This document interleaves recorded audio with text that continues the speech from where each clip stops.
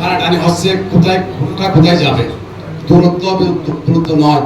আমার একটা প্রশ্ন, শুধু নামকরণের আমাদের যে বর্তমানে প্রস্তাবনাটা দেখতেছি আমরা, ওখানে রোঙ্কা আর হলদিয়াকে একত্রিত করে একটা ইউনিয়ন করা হচ্ছে। রোঙ্কা আর হলদিয়াকে একত্রিত করে একটা ইউনিয়ন করা হচ্ছে।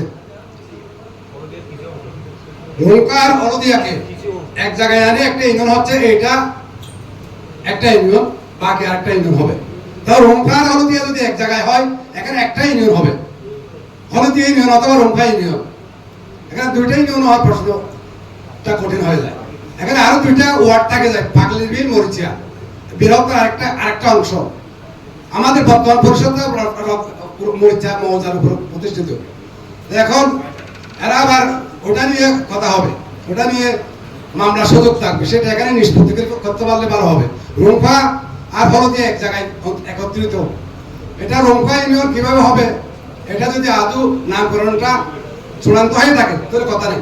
যদি চূড়ান্ত না হয়ে থাকে, ওই বিষয়ে বিবেচনা করার জন্য আমি অনুরোধ করবো আর কি।